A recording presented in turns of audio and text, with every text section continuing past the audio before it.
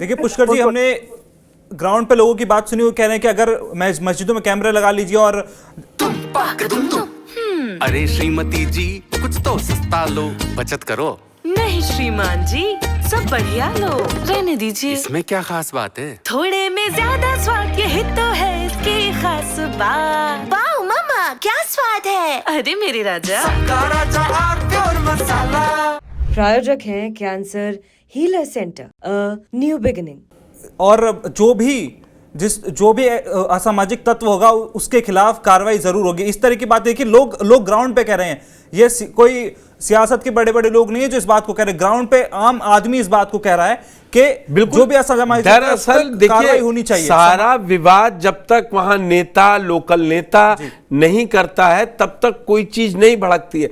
ये भी सही बात है, असामाजिक तत्व उनका कोई धर्म, कोई जाति, कोई कुछ नहीं होता है, वो मौके की तलाश में होते हैं। नहीं तो तहजीब और तमीज से रहने की पूरी एक भारतवर्ष की एक हिस्ट्री है, उसमें ऐसा कुछ नहीं। ये जो दंगे हो गए, आज ये शो हम लोगों को क्यों करना पड़ रहा है? जो काजी साहब ने जो अनुराग के साथ है, उन्होंने क्या कहा, हम तो कई देख चुके हैं, होली और जुमा पड़ जाता है, सब शांति से निपट जाता है। लेकिन अब की एक माहौल चला, पहले ये मिल रहा है, वो मिल रहा है, कहीं मंदिर को छोड़ा, तो एक तरह से लग रहा है एक दूसरे समुदाय में बात पहुंच रही है। मैं वाराणसी चलूंगा अमित सिंह के पास। अमित, मुझे लग रहा है आप लोगों के साथ तो नहीं है, लेकिन मैं आपसे काशी का मिजाज समझना चाहूंगा। अगले 40 घंटे से कम में जुमे की नमाज भी अता की जानी है और रंग भी खेला जाना है। क्या आपको ग्राउंड में आज आप लगातार 2 दिन से मसाने की होली हो, कई मनकंडका घाट पे हो, आपने सब देखा, क्या कुछ लगा किसी को परेशानी? क्योंकि रोजे चल रहे हैं, 5 वक्त नमाज पढ़ी जाती है, तो वो तब भी कल भी मिले होंगे, आज भी मिले। कोई जमीन पे है या सिर्फ इतना पुलिसिंग हो रही है, यहां लगा दो, ये ढका जा रहा है, ये सोशल मीडिया पे जितना बन रहा है, क्या वजह है? आप क्या देख रहे हैं? और वाराणसी में ग्राउंड जीरो पे माहौल है क्या? देखिए पुष्कर जी, सबसे जो इस समय बड़ी खबर है शुक्रवार को लेकर, चूंकि होली और जुमे की नमाज एक ही दिन पड़ रही है, उसको लेकर जो सबसे बड़ी खबर है वो ये है कि बनारस के सर्किट हाउस में मुख्यमंत्री योगी आदित्यनाथ जी की कानून व्यवस्था को लेकर समीक्षा बैठक चल रही है। इस समय जितने भी बड़े प्रशासनिक अधिकारी हैं, जितने भी जनप्रतिनिधि हैं, सारे लोग उस बैठक में मौजूद हैं और मुख्यमंत्री ने 2 टूक कह दिया है कि कानून व्यवस्था से कोई खिलवाड़ नहीं किया जाएगा, कोई समझौता नहीं किया जाएगा। बीजेपी के नेता चाहे जो भी बयान देते रहें, मुख्यमंत्री का स्पष्ट निर्देश है कि किसी भी कीमत पर कानून व्यवस्था को बरकरार रखना ही होगा। उलामा काउंसिल की तरफ से एक लेटर जारी हुआ है सारे जो मस्जिद के इमाम लोग हैं, इमाम कमेटी को। लेटर में यह साफ तौर पर कहा गया है कि जहां मुसलमान अच्छी खासी संख्या में हैं, वहां 12:30 पौने 1 से 1:30 पौने 2 के बीच ही नमाज पढ़ी जाएगी जुमे की। चूंकि वो रूटीन में वो नमाज पढ़ी जाती है हर जुमे के दिन, तो उसी रूटीन को फॉलो किया जाएगा, कहीं कोई दिक्कत नहीं आएगी। लेकिन जहां मिश्रित जनसंख्या है, जहां हिंदू आबादी भी अच्छी खासी संख्या में है, वहां इमाम तय करेंगे कि वहां फिर जुमे की नमाज कितने बजे अता की जाएगी। तो ये इमाम पर छोड़ दिया गया है और जनसंख्या के आधार पर यह निर्णय लेने का अधिकार उनको दिया गया है। काउंसिल के लेटर में यह स्पष्ट रूप से कहा गया है। जमीन पर ऐसा कुछ भी नहीं है पुष्कर जी। लोग इत्मीनान से रोजे रख रहे हैं, नमाज पढ़ रहे हैं, खरीदारी कर रहे हैं, इफ्तारी कर रहे हैं, कहीं कोई दिक्कत नहीं। लोग होली खेल रहे हैं, चूंकि रंग भरी एकादशी से बनारस में होली की शुरुआत हो जाती है, कहीं कोई दिक्कत नहीं है। प्रशासन को जहां लग रहा है कि कम्युनल टेंशन हो सकता है, आशंका हो सकती है, हमने कोटवा गांव की तस्वीर दिखाई थी, कम्युनल टेंशन की वहां आशंका थी, वहां पीएससी तैनात कर दी गई। तो प्रशासन भी किसी कीमत पर कानून व्यवस्था से कोई समझौता करना नहीं चाहता है और मुख्यमंत्री लगातार यही इंस्ट्रक्शन दे रहे हैं। रही बात जो लगातार बयान आ रहे हैं, मुजम्मिल दानिश के साथ कुछ पुलिस वाले साथ में हैं, कुछ लोग साथ में हैं। मैं चाहूंगा कि मुजम्मिल आप लोगों से बात कीजिए कि संभल में जितना टेंशन सियासी टेंशन है, क्या उतना जमीन पे भी उतना ही टेंशन है लोगों के बीच जुमे और होली के त्योहार को लेके? साथी है सर, ये सवाल पूछ रहा है कि जमीनी पर सियासत चल रही है या यहाँ पर पुलिस प्रशासन किस तरह से कंट्रोल कर रही है? सब पुलिस वाले खड़े हैं, कोतवाल सर खड़े हैं, हमारे पूरा माहौल को संभाल रहे हैं। कैसा लग रहा है जैसे मस्जिद से ढकी जा रही है, क्या मैसेज देना चाहते हैं? तो वो तो अपना अपना लोगों का मानना है, अपने लोग अपनी हिसाब से एहतियाती कर रहे हैं, ठीक है। पर किसी तरह का डर हो, किसी तरह का डर या किसी का खौफ, जो राजनीति कर रहे हैं वो लगातार राजनीति करते हुए नजर आ रहे हैं। मेरे पीछे जिस तरह से ड्यूटी पर मुस्तैद है सदर, यहाँ पर कोतवाल के साथ साथ सदर के फ्लैग मार्च भी कर रहे हैं, लगातार लोगों से अपील करते हुए नजर आ रहे हैं कि किसी तरह से कोई भी संभल में इस, क्योंकि एक ही दिन होली है और एक ही दिन जुमा है, फिलहाल जुमे की नमाज से लेकर सदर जफर अली के अलावा ईसाई जामा मस्जिद के इमाम भी अपील करते हुए नजर आए हैं। 1:40 पर नमाज होती है, लेकिन वो अब नमाज जो है 2:30 किया जा रहा है।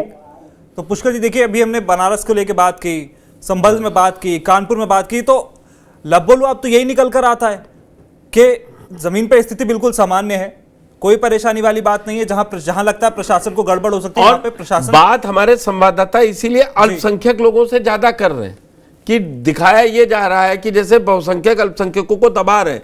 तो आपने कहीं भी नहीं सुना कि कोई ये कह रहा हो कि हमको रोजा करने में देरी आ रही है। हाँ, आप अभी सियासी बयान उठा लीजिए तो वो जरूर टेंशन पैदा कर देंगे। अमित जी अपनी बात पूरी करें, फिर मैं मनवीर के पास जाऊंगा। बिल्कुल बिल्कुल, देखिए ये जो लगातार बयान आ रहे हैं और जिस तरीके की नैरेटिव सेट करने की एक मंशा दिखाई दे रही है, वो पार्टी के स्तर पर, संगठन के स्तर पर चाहे जो भी हो, लेकिन सरकार के स्तर पर बिल्कुल चीजें अलग हैं। क्योंकि कानून व्यवस्था राज्य का विषय है और अगर कानून व्यवस्था डिस्टर्ब होती है तो निश्चित रूप से राज्य सरकार से ही इस पर सवाल किए जाते हैं। और चूंकि होली और रमजान के महीने में जुमे की नमाज, ये दोनों बड़े मौके हैं और चूंकि प्रधानमंत्री जी का संसदीय क्षेत्र है और गंगा जमुनी तहजीब वाला शहर कहा जाता है बनारस, तो इसके मिजाज में भी एक गजब की तासीर है। जो एक हिंदू मुस्लिम एकता की बात जब भी होती है तो बनारस का नाम सबसे ऊपर होता है। इन तमाम बातों को ध्यान में रखकर मुख्यमंत्री जी की ये बैठक चल रही है कानून व्यवस्था के लिहाज से। तो मैंने जैसा कहा कि जमीन पर ऐसा कहीं कुछ नहीं है, चाहे वो हिंदू हो मुस्लिम हो, उसको कोई मतलब नहीं है। वो अपने घरेलू चीजों में ही इस कदर इन्वॉल्व है कि उसको कहां फुर्सत है कि इन चीजों में वो बहस में पड़े। तो लोग अपने तरीके से अपना त्योहार मना रहे हैं, लेकिन ये जरूर है कि जो बयान आ रहे हैं उससे लोग जब उसको पढ़ते हैं, जब देखते हैं, उससे कहीं ना कहीं परेशान तो होते ही हैं। लेकिन वो इस चीज को शायद समझ चुके हैं, 1 साल 2 साल 3 साल की जो राजनीति वो देख रहे हैं कि ये बयान से ज्यादा इसका कोई मतलब है नहीं। इसलिए जो लेटर जारी हुआ है उलमा काउंसिल की तरफ से भी, उसमें भी ये स्पष्ट रूप से कहा गया है कि आप बहुत इसको लेकर बहुत गंभीरता न दिखाएं, जहां आबादी के आधार पर आप वहां नमाज पढ़ाने की व्यवस्था करें। जी, लेकिन एक बात बताओ अमित, इस बार आपने भी लगातार वाराणसी से ही रिपोर्टिंग की है, इस बार माहौल कुछ और ही नजर आ रहा है।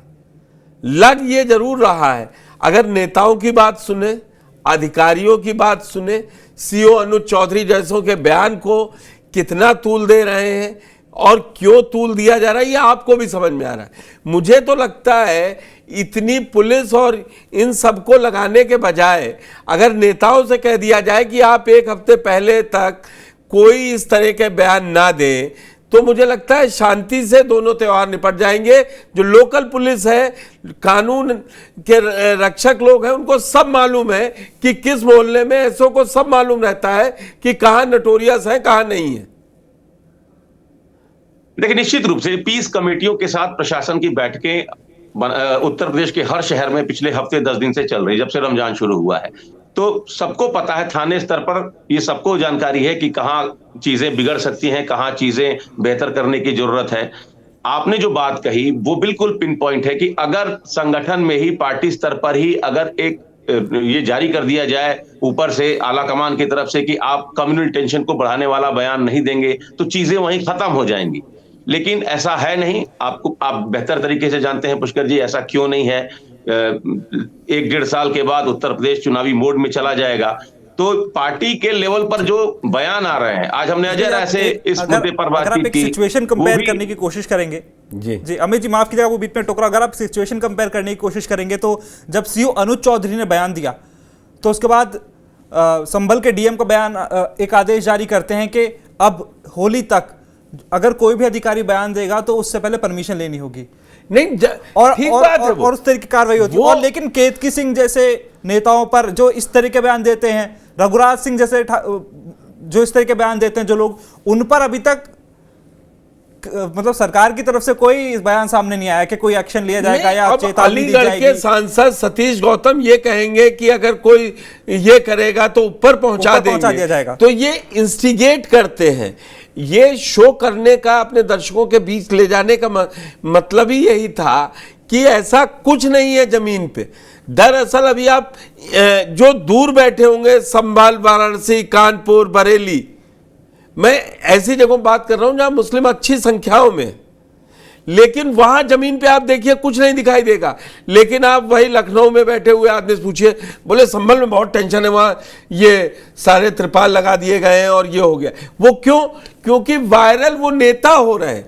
इसीलिए आज मैंने कभी भी चर्चा में कोई नेता को नहीं बुलाया, ये कोई प्रवक्ता नहीं बुलाया, क्योंकि वो वही बात कहेंगे जो अमित कहना चाह रहे हैं कि 1.5 साल बाद जो यूपी में चुनाव है उसके लिए माहौल तैयार कर लो अपने लिए।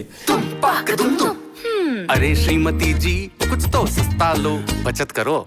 नहीं श्रीमान जी, सब बढ़िया लो, रहने दीजिए। इसमें क्या खास बात है? थोड़े में ज्यादा स्वाद, यही तो है इसकी खास बात। वाओ मामा, क्या स्वाद है। अरे मेरे राजा। प्रायोजक हैं cancer healer centre, a new beginning.